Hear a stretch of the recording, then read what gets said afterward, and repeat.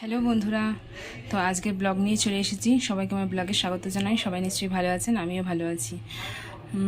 তো আজকে একটু খানিকটা গুছিয়ে নেওয়ার পরই ব্লগটা এনেছি। দেখো, এখানে আজকে ভাত কমপ্লিট করে ফেলেছি, ভাতটা হয়ে গেছে। এখানে হবে ভেন্ডি ভাজা, যে রসুন ফোড়ন দিয়ে, আর হবে এই যে আমাদের এবেলার মতো ডিম আলুর একটু ঝোলঝোল করে তরকারি। আর এই পাট শাকটা ছিল, এটা ভাজবো। তো এখন পাট শাকটাই আগে বসাচ্ছি, তারপরে ভেন্ডি ভাজবো, তারপরে ডিমের ঝোলটা করবো। এ দেখো, ডিমের মশলাটা এখানে রেডি করেছি, এখনো বাটিনি। তো চলো, এই শাকটা ভাজা হচ্ছে, নুন, চিনি, কাঁচা লঙ্কা আর রসুন দিয়ে শাকটা ভাজা হতে হতে আমি যতক্ষণ এই জলটা শুকোতে মশলাটা বেটে নেবো, ডিমের মশলাটা।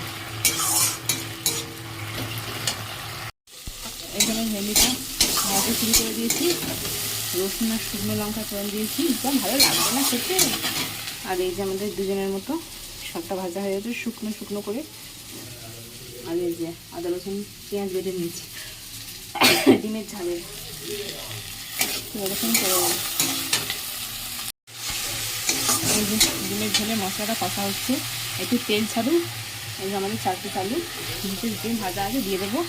আর এই যে এখানে ভেন্ডিটা নামিয়ে নিয়েছি, দিয়ে মশলা ধোয়া জলটা দিয়ে দেবো। এই তেলটা ছেড়েই যাচ্ছে।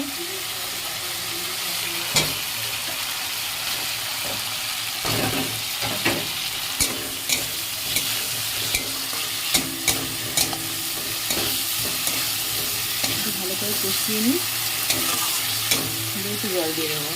না, আমার রেডি, সব কিছু রেডি হয়ে গেছে। এই যে, তো আজকের ব্লগ এই পর্যন্তই।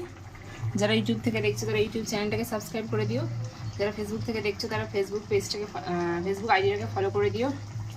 সবাই ভালো থেকো, সুস্থ থেকো, টাটা।